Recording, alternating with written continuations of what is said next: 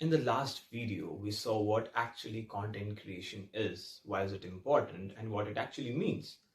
Having cleared out the basics of content creation now, let's talk about actually different types and forms of content creation, of content marketing.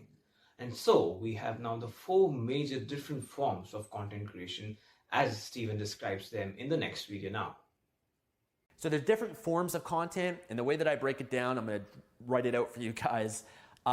There is video, and by the way, I apologize for my writing in advance. Oftentimes it can be a little bit messy. There's video, okay? Video, you're watching a video right now, most likely. It's the most popular form of content online right now. If you look at YouTube, if you look at Facebook, if you look at Instagram or Snapchat or Periscope, it's made up of video. So video is very popular online. Live streaming now has become popular too. And while there's different forms of content, there's also different platforms that these different forms of content support. So for example, video, you most likely see it, I've already mentioned it, on YouTube. You see it on Facebook. Facebook video is very popular. Snapchat. There's Instagram. There's there's live streaming platforms too, like Twitch, everything as well. There's Periscope. There's even Amazon Video. There's many different platforms that support video. Okay, so that's one form of content, very powerful, the most important. The other form is podcast, right? Also known as audio, right? So some people like to consume content by watching it. They're more visual. Other people like to consume content by listening. Listen to a podcast, whether they're at the gym, they're driving in their car, whatever it might be. I like both, and obviously both forms of content. I like to consume audio when I'm maybe at the gym or doing things where I can't sit down and watch a video. Although I do like to watch video sometimes while I'm like on the treadmill or I'm on my mini trampoline or whatever it might be. So it really is a matter of preference, but podcast is most commonly found on iTunes, and there's other platforms out there as well. And then the third form of content are articles, okay? Articles, are found, not necessarily even an article, but I just say written content because, there might be a post on Facebook that is written. You might find something on Twitter that is just a written tweet, okay? So I wouldn't necessarily even call it articles. I'm just gonna say written content. It could also be on a blog. So let me write down some of these. So blogging. And that could, by the way, be on your own blog or it could be on someone else's blog. You can publish on, Medium or Quora or some of these other platforms that might be out there. So you can submit content to other directories, websites, or you can have your own blog, which is obviously more ideal to have your own website. But articles, blogging, even Facebook, Twitter. Okay, and there's other platforms that are available as well. And then the fourth type is images. And images, where do you find those? You find those on Facebook, Instagram, right? Instagram was definitely built on images. Oops, Instagram. You also find them on Pinterest. And they're also, you can have them on, Twitter, share images and things of that nature too. So these are the main forms of content. And I want you to understand these are the main forms, and you can maybe move a little bit more towards video if you prefer that, or podcast, or articles, or images, whatever it is. But I want you to just understand the different forms of content that are out there. It looks like the sun is coming out, by the way, so there might be a bit of a glare here. Okay, from that, there's different types of content. Okay, there's different types of content. And I think it's really important to understand that the different types will be based on the form of content. So for example, I don't know if I'll write this out, but for video, or really for most of these, it could be like a how-to type of content. So maybe similar to what I'm doing right now, just me explaining and teaching something. This is like a how-to type of video. It could also be a screen capture video, right? So it could be me showing my screen, walking you through a tutorial, and actually walking you through a process. A type of content for video could be a case study, right? Me maybe sharing a result or a case study of an experience that I might have had. It could be also an interview, right? It could be me sitting down interviewing someone else, and that could be that's a type of content that I'd be creating and sharing online. And the same thing with a podcast. Interviews, very popular, or it could just be teaching something, or a type of content could just be rambling on and ranting about things. For video, for example, vlogs are very popular. Just day in the life, people just kind of watching, kind of like a reality TV show, what that person is doing. That is a type of content. There's also, comedy types of content, and so it doesn't necessarily even have to be education-based. It could be comedy, humor, pranks.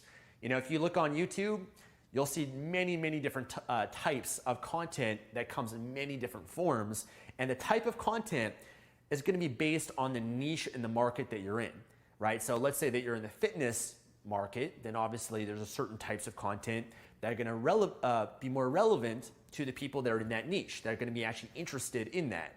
If you're in the space that I'm in, of self-development, there's going to be other different types of content that are going to benefit that. If you're in the humor market, then different types. If you're a musician on YouTube, then the types of content that you're creating is music, right? And that is a type of content.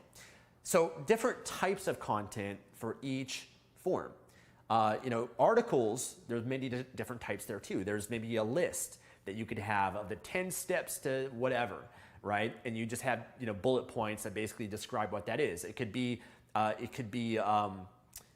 do you call them? It basically just a really in-depth article that goes into step-by-step how to do something. So like a how-to type of thing, tutorial. It could even, I've seen a lot of people, they create articles where they bring in other influencers. They're actually creating content based on tips or advice from other people. One different type of content that I did was really popular was I shared the morning rituals of successful people. And basically, I just took a list and studied and researched all the different types of rituals that people had that were successful, and I put them together to create a piece of content. So many different types. Images, for example, could be inspirational quotes. It could be just any quote in general. It could be a funny quote. It could be a beautiful picture, a picture of, artwork or scenery or whatever it is. If you're in the photography market and you're in the outdoor market, there's going to be a different type of content that you're going to create as opposed to maybe if you're in the cooking market, right? And it's going to be your images will be more so, pictures of food. Knowing different types of content creation is not enough. The real impact lies in identifying which one works the best for you. You can be a home baker, you can be a freelancer, you can be a graphic designer, you can be working in some company, you can be somebody else. Not every form is going to work for you. So in the next video, Andrew talks about the unique potential of each and every form, and we will try to figure out what works the best for you according to your specific niche. Interesting and engaging content is fundamental for your business to grow big and convert more. There are multiple content marketing strategies, each with their own unique way for you to connect with your audience. So, let's start off with text-based content. This is perfect for developing your website and your SEO campaign. By creating original content, we can conduct on-page optimization from day one using optimal keyword densities suitable for your industry and Google standards. This increases and secures your rankings by developing your site's authenticity and authority. Next is video content. With the development of the internet and the instantaneity of information, users have developed shorter and shorter attention spans. Video content is one of the most effective ways for you to promote your products and services. Even inform your audience about industry news and updates. As most videos autoplay on mute, this content can be further optimized for social media by overlaying subtitles. Think of your user on peak hour public transport with no headphones. This is the perfect opportunity to sell them your products and services. Connect with your audience within the first 5 to 10 seconds and you've got their attention for the entire video. You can also create audio content, which is also known as podcasts. This genre of content is perfect to target your audience who are scarce for time. Podcasts have blown up because of their accessibility, as users can multitask while digesting its content, playing in the car on the way to work, when cooking dinner, or while cleaning the house. Engage and educate your audience anytime, anywhere. Now, with the knowledge of specialized content creation and understanding how the specific type of content works in different platforms, combining that knowledge together is how you will get the best out of your efforts in content creation and later on marketing. There are numerous platforms out there. There is Instagram, LinkedIn, Facebook, Twitter, YouTube, Medium, and a lot of different platforms are coming up every day. It's important for us to understand what kind of content we should put out in which specific platform. That's what Erin is going to talk about and shares insights as to how each and every platform works, what type of content is created, but most importantly, she's going to tell us about what you should be creating and where. People go wrong because all they do is sort of post out content across all platforms. But what you need to think as well is, why would someone follow you on all those platforms if they're going to get the same piece of content, if they're going to get the exact same information from you from each of those platforms? So as we know, Instagram is an extremely visual platform. It's a place to go to be inspired, to just get lost in people's lives. It's really a place for you to be able to document what is going on, as opposed to, creating a educational video that someone is going to be searching for. It's a place for people to be able to get a sneak peek into your lives. Even if you are using it as a more curated tool, curating beautiful images, it's really giving people a sense of who you are, who your brand is, and what you're all about. Facebook is a place for you to network. It is a place for you to share ideas. It is really a community-based platform. It's not about you, it's about the community. That is where you are going to be making friends. That is where you're going to be finding people to collaborate with. That is where you're going to be really listening to your audience and getting ideas from them for content creation. Pinterest, that is an educational platform. That is a directory platform. That is where you can, create an infographic that is going to lead someone to your blog, lead someone to your YouTube channel, lead someone to your interior design services, lead someone to your nutrition plan.